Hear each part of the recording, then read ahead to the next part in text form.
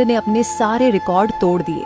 दिसंबर का महीना था और ठंड की लहर ने पूरे गांव को अपनी गिरफ्त में ले लिया। लेकिन बेचारे रघु को इतनी सर्दी में भी नदी में जाकर मछलियां पकड़नी थी।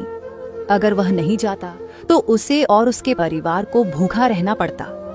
ये ठंड का मौसम उसके लिए चुनौती भरा था, पर अपने परिवार के पेट की खातिर वह हर मुश्किल को सहने के लिए तैयार था। ऐसे ही एक दिन रघु मछलियां पकड़ने के लिए निकलने वाला था।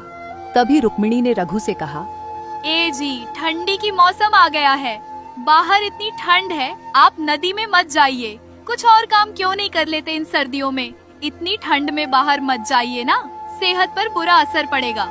तभी रघु ने रुक्मिणी से कहा, अरे भाग्यवान, अगर मैं मछलियां नहीं पकड़ूंगा तो परिवार कैसे चलेगा?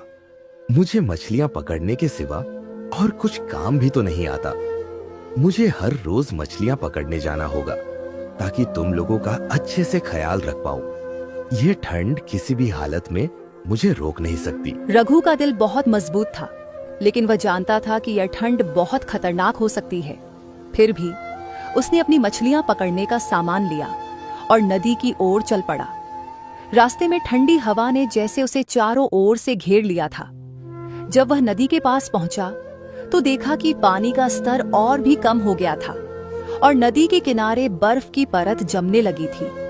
रघु ने अपनी नाव नदी में डाली और जाल फेंकने का काम शुरू किया, लेकिन जैसे ही उसने जाल डाला उसे महसूस हुआ कि उसकी उंगलियां और पैर बर्फ की तरह सख्त हो गए हैं। उसे इतनी तेज सर्दी लग रही थी कि ऐसा लगता था जैसे शरीर के हर अंग में कड़े कांटे चुभ रहे हों।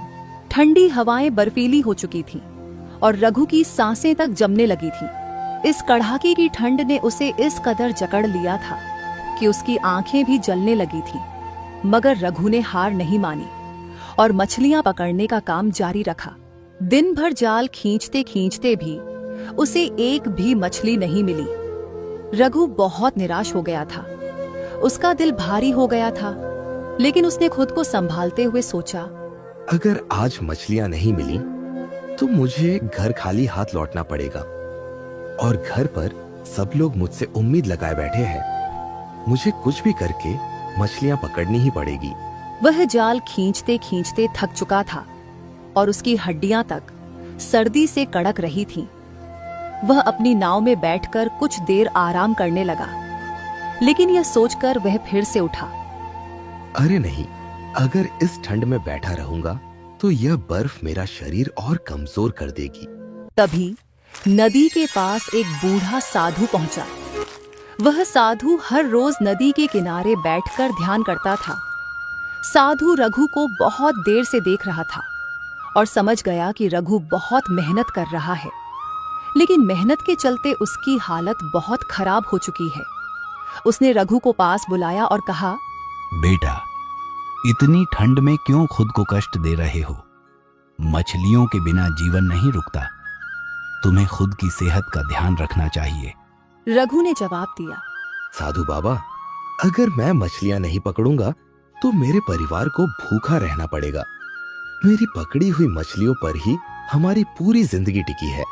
साधु ने रघु की बात सुनी और मुस्कुराते हुए कहा, तुम सच में बहुत मेहनती हो, लेकिन जीवन का सबसे बड़ा सुख स्वास्थ्य है।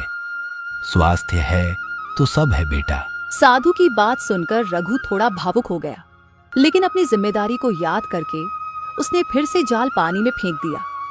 लेकिन इस बार आश्चर्यजनक रूप से जाल में कई बड़ी मछलियां फंसी हुई थीं। रघु की आंखों में आंसू थे, क्योंकि इतनी देर मेहनत करने के बाद उसे आखिरकार मछलियां मिली। अब वह इन्हें बेचकर घर के लिए राशन ले सकता था। उसने साधु की तरफ देखा और सोचा, यह जरूर साधु महाराज की ही कृपा होगी जो मुझे इनके आते ही इतनी सारी मछलियां मिल गई। यह सोचते हुए रघु ने साधु को धन्यवाद किया और घर की ओर निकल गया। रघु जब घर लौट रहा था तो रास्ते में उसने सोचा कि इस ठंड में भी भगवान ने मेरी मदद की।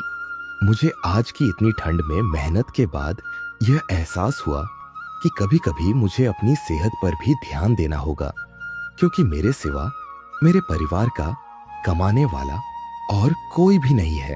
ठंड का कहर बहुत भीषण था, ठंड की वजह से बेचारे की हालत भी खराब हो रही थी। वह जैसे तैसे घर पहुंचा। घर पहुंचने पर रुक्मिणी और बच्चे रघु को देखकर बहुत खुश हुए। रघु ने उन्हें बताया कि उसे नदी किनारे एक साधु बाबा मिले थे और उन्हीं की कृपा से आज उसे इतनी बड़ी मछलियां मिली। इस पर रुक्मिणी ने कहा, यह ईश्वर की कृपा से हुआ है। ईश्वर हम जैसे गरीबों को कभी अकेला नहीं छोड़ते। ए जी, आप सही कहते थे कि मेहनत कभी बेकार नहीं जाती। उस दिन रघु और उसके परिवार ने गर्म गर्म खाने का आनंद लिया और ठंड को लेकर अपनी चिंताओं को भूल गए। रघु ने सोते हुए सोचा, हे भगवान, आज ही की तरह आप रोज मुझ गरीब पर कृपा करना ताकि मैं अपने परिवार का पेट पाल सकूं। अगले दिन रघु फिर से मछली पकड़ने के लिए तैयार हुआ, लेकिन सर्दियों की कड़ी ठंड ने गांव में अपना कहर बरसाना शुरू कर दिया था। रघु ने पिछले दिनों सीखा था कि मेहनत और भगवान पे विश्वास रखने से कोई भी कठिनाई से बाहर निकला जा सकता है। रघु मछली पकड़ने के लिए जाने वाला था, लेकिन वह महसूस कर रहा था कि ठंड बहुत ज्यादा बढ़ने लगी है और इतनी ठंड में मेरे लिए नदी में मछलियां पकड़ने जाना खतरा भी हो सकता है। कुछ देर बाद रघु बिना ठंड की परवाह किए अपने परिवार के खातिर मछली पकड़ने के लिए तैयार हो गया। जब रघु घर से बाहर निकलने के लिए तैयार हुआ, तब रुक्मिणी ने एक बार फिर उसे रोका और कहा, ए जी, बाहर इतनी ठंड है, क्यों इतना जोखिम उठा रहे हो? वह जानती थी कि ठंड कितनी भयंकर हो सकती है, लेकिन रघु ने अपनी पत्नी को समझाते हुए कहा, रुक्मिणी, अगर मैं घर पर रहकर बैठा रहा तो हम कैसे जिएंगे? ये ठंड चाहे जैसी भी हो, मुझे तो अपनी जिम्मेदारियां निभानी ही पड़ेंगी ना। रुक्मिणी ने उसे समझाते हुए कहा, लेकिन आप देख ही रहे हो बाहर कितनी ठंड है। नदी का पानी बर्फ जैसा जम चुका होगा। ऐसे में बाहर जाना आत्महत्या करने जैसा हो सकता है। रघु ने अपनी पत्नी की चिंता को समझा, लेकिन उसने अपना निर्णय नहीं बदला और रघु आत्मविश्वास से बोला, अरे, तुम चिंता क्यों करती हो? मेहनत और ईमानदारी से किया गया काम कभी व्यर्थ नहीं जाता। भगवान हमारी मदद जरूर करेंगे। यह कहकर रघु अपनी जरूरत का सामान लेकर नदी की ओर बढ़ गया। रास्ते में उसे बर्फीली हवाओं का सामना करना पड़ा। इतनी तेज हवा में रघु की सांसें जैसे ही बाहर निकलती बर्फ की तरह जमने लग। वह सोच रहा था, क्या इस बार ठंड इतनी तेज होगी कि मेरी मेहनत भी बेकार हो जाएगी? हे भगवान, अब सब कुछ आपके भरोसे है। नदी के पार पहुंचते ही रघु ने देखा कि पानी का स्तर कम हो गया था। नदी का पानी हल्के हल्के बर्फ के टुकड़ों में बदल चुका था। फिर भी रघु ने अपनी नाव पानी में डाली और जाल फेंकने की तैयारी की। वह धीरे धीरे जाल को डालने जा ही रहा था कि उसे दूर खड़ी एक बूढ़ी औरत नदी के किनारे दिखाई दी। रघु उसके पास नाव लेकर गया और उस बूढ़ी औरत को गौर से देखा और पाया कि बूढ़ी औरत ठंड से कांप रही थी। उसकी आंखों में बहुत गहरी उदासी और थकान थी। रघु उसकी ओर बढ़ा और उसकी मदद करने के लिए पूछा, अरे चाची, क्या आप ठीक हैं? आप इतनी ठंड में यहाँ क्यों खड़ी हुई है? महिला ने बहुत ही धीमी आवाज में कहा, बेटा, मैं बहुत थक गई हूँ। मेरा घर नदी के दूसरे किनारे के पास है और इस ठंड में मैं वहाँ नहीं जा सकती। रघु ने महिला की हालत देखकर बिना कोई समय गवाए उसे अपनी नाव में बैठने के लिए कहा। महिला की हालत देखकर रघु को एहसास हुआ कि उसे तुरंत बूढ़ी औरत की मदद करनी चाहिए। रघु ने सोचा, अगर इस बूढ़ी औरत की सही समय पर मदद नहीं की तो शायद ये बूढ़ी औरत मर भी सकती है। रघु ने महिला को नाव में बैठाया और कहा, चाची, आप चिंता मत कीजिए, मैं आपको नदी पार करा दूंगा। आप आराम से बैठ जाइए। रघु बूढ़ी औरत को यह बोल के नदी पार कराने ले गया और साथ ही वह दुखी मन से सोचने लगा, हे भगवान, इस बूढ़ी औरत को भी मदद की जरूरत है और इधर कुछ समय के बाद शाम भी हो जाएगी और मैंने अभी तक एक भी मछली नहीं पकड़ी। पता नहीं आज का गुजारा कैसे होगा।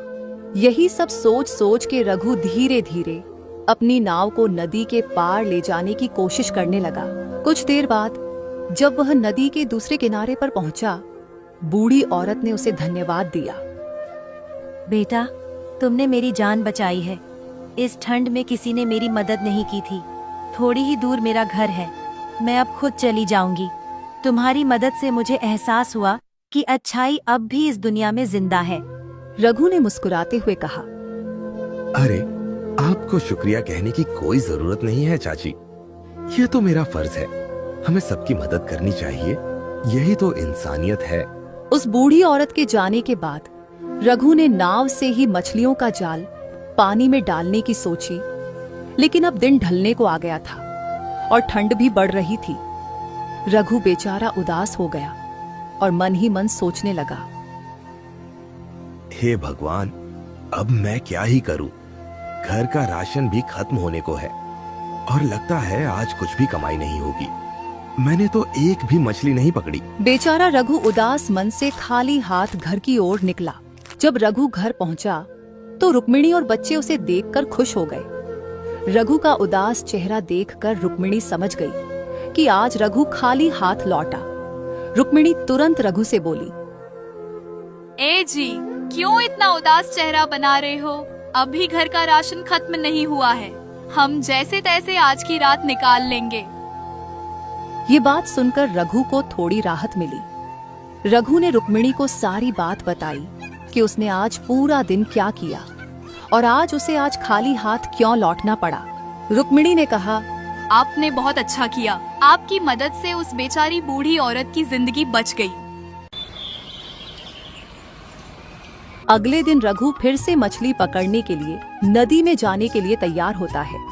आज थोड़ी पिछले दिनों के मुकाबले ठंड कम थी और यह देखकर रघु के मन में थोड़ी उम्मीद आ रही थी और रुक्मिणी भी यह देखकर जैसे तैसे घर में बचा हुआ कुछ खाने का सामान उसे देकर भेज देती है। रघु ये सब लेकर मछली पकड़ने निकल जाता है और मन ही मन सोचता है, पता नहीं भगवान आज क्या परीक्षा लेगा। जो भी हो, बस घर चलाने लायक कुछ जुगाड़ कर देना भगवान। यह सोचते सोचते रघु नदी किनारे आ जाता है और अपनी नाव लेकर मछली पकड़ने नदी के बीच में चला जाता है। कुछ समय की कड़ी मेहनत के बाद रघु ने ढेर सारी मछलियां पकड़ ली। थोड़ी देर बाद रघु खुशी खुशी मछलियां लेकर घर की ओर निकलता है। तभी उसके सामने वही साधु बाबा आ जाता है और रघु से बोलता है, बेटा, क्या तुम मुझे अपनी मछलियां दे सकते हो? मेरे आश्रम के बच्चे भूखे हैं और मैं उन लोगों के लिए आज कुछ भी खाने का बंदोबस्त नहीं कर पाया। साधु महाराज की बात सुनकर रघु बड़ी परेशानी में पड़ गया था। अब बेचारा करता तो क्या करता। रघु सोचने लगता है, यह तो वही साधु महाराज है जिन्होंने मेरी एक दिन मदद की थी। अब मैं उनकी बात को मानने के सिवा और कुछ भी नहीं कर सकता, नहीं तो मुझे पाप लगेगा। लेकिन मुझे अपने घर की भी तो चिंता करनी होगी। रघु ये सब सोच ही रहा था, तभी साधु बोला, बेटा, तुम मुझे थोड़े से मछलियां दे दो। पूरी की पूरी देने की जरूरत नहीं है। तुम्हें भी तो अपना घर